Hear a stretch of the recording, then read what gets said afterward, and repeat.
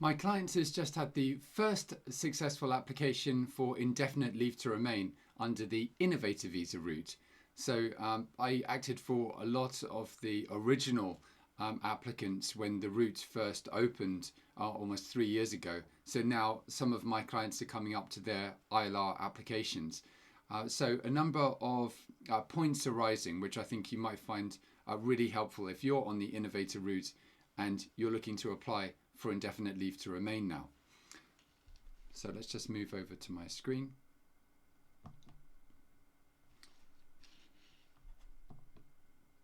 Yeah, so the first point is applying 28 days before. Now, you have a 3-year period, and unfortunately they don't, like they do with other routes, give you an extra buffer period at the end. They only give you 3 years, exactly 3 years. And what that means is that it's tricky to apply, or it's more challenging to apply before your visa expires. And it's a matter of general good practice. I like to do that in my cases. It is possible to make an application in time, and then while it's being processed, you go over the expiry of your innovator visa, and in that period you're still protected because you've made the application in time. But it's a bit uncomfortable. I prefer to do things in an orderly fashion and get your next visa before your original visa expires. And for that reason, I think it's best to apply 28 days before the qualifying 3-year period accrues. Now, you can do that under the immigration rules.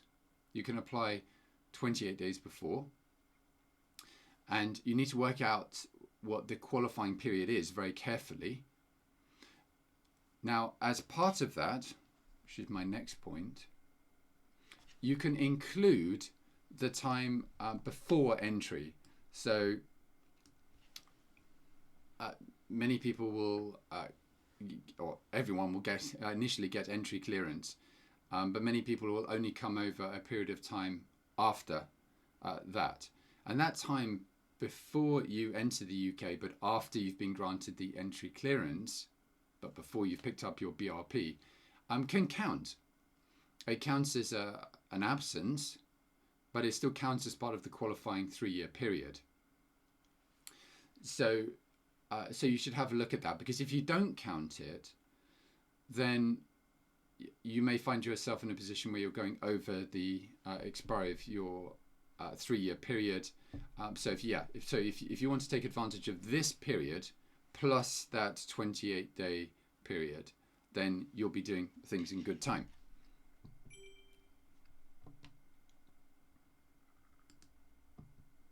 Now, the other point, just a matter of good practice, is planning. So I'd say planning is everything in immigration strategy generally, but specifically and particularly here with the innovative visa route, there's so much to plan. So with my clients, I've been planning a good year ahead of the end of their 3-year period. So I've been planning really from year 2. And that's for so many reasons. I think I'll produce some more material about this, because there's a number of points to be made. But for example, they look at your last full accounting period, and that's not going to be the year 3, because you won't get to the end of the year 3. Now, the financial year in the UK runs from April to April, but most likely you'll be dealing with the April to April of your year 2 if you're on the innovator route. So what's being looked at here is April to April, your second financial year.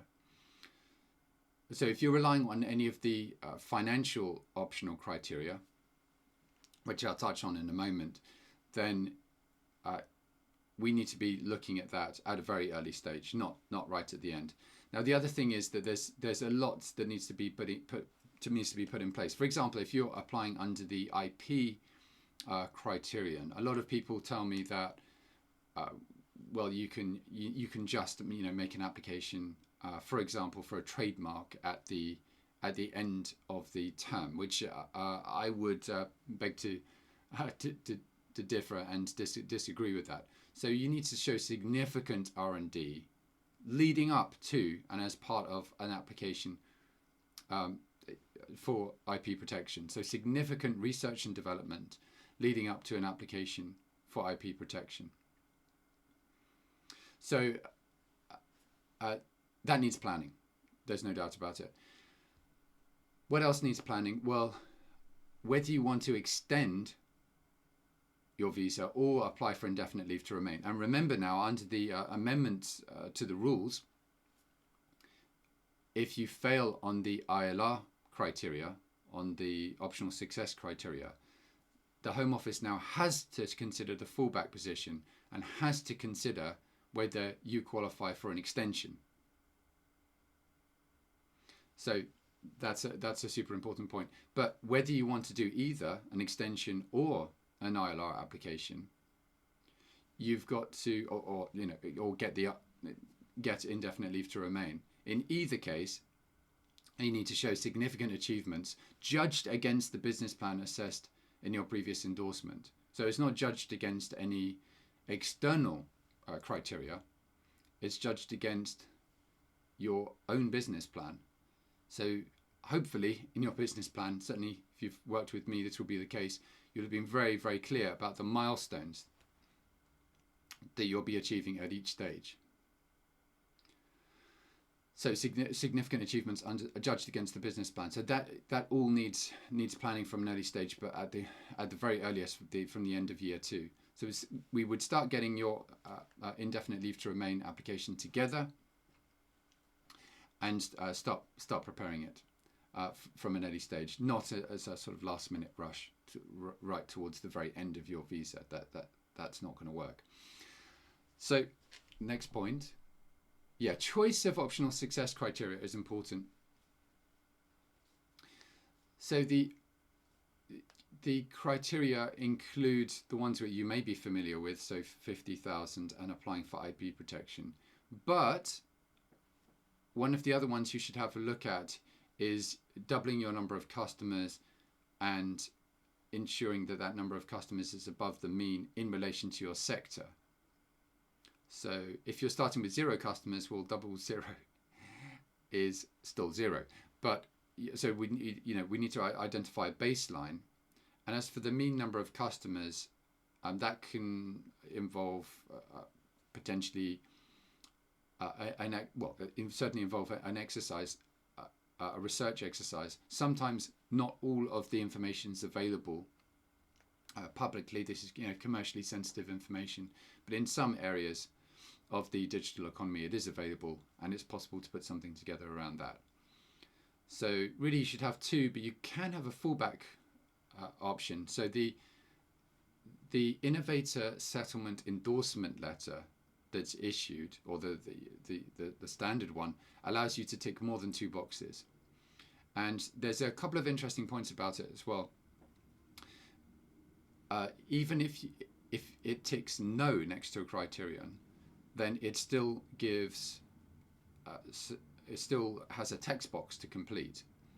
So even if you haven't hit the minimum number of employees, for example, if you're not, a lot of people won't be going for that criterion, but if you haven't, then the endorsing body still puts in, or has the opportunity to put in, the number of employees.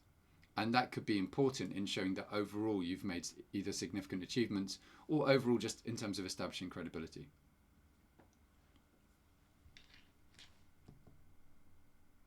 Yeah, now I've spoken in previous videos about the procurement process that took place, and just yesterday one of the endorsing bodies released some information publicly stating that this is likely to be put back now until the spring of next year, although it's still not known exactly when it's going to conclude. I thought it would be concluding sooner, but in the meantime, there's still an opportunity, particularly if you applied, like many of my first clients under this route, at an early stage, there's still an opportunity to get the endorsement letter from your own endorsing body, so from the endorsing body that had endorsed you originally. There's a possibility, as I've mentioned before, that with the most of the endorsing bodies having to close their doors, in other words, having their status withdrawn in terms of their ability to endorse new people, It's possible, not clear at the moment, whether they'd be able to endorse current cohorts, or whether if you've been endorsed by one of the current endorsing bodies, you'd now need to be endorsed for ILR for one of the new endorsing bodies. I think a better system would be if the current endorsing bodies would be able to endorse for ILR their own cohorts, as opposed to having to have a supporting letter and then go to one of the new endorsing bodies that hasn't really worked with them. So hopefully a sensible approach will be taken by the Home Office, and that will be the arrangement. In other words, you'd be endorsed by whoever endorsed you originally. I imagine that's the most likely outcome as well. But the process may change, and it will change, and I'll be giving updates on this channel. Yeah, so that's the last point. There's a very unusual particular aspect of the ILR form, which is if you complete it in the standard way, you will not be able to select the priority service or the super priority service.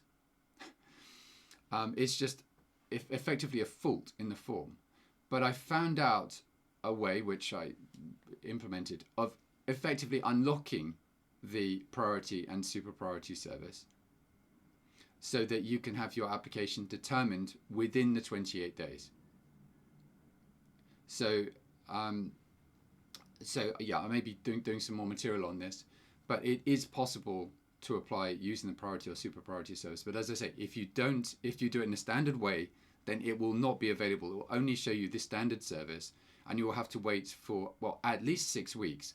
I would say more than likely 6 months for a decision.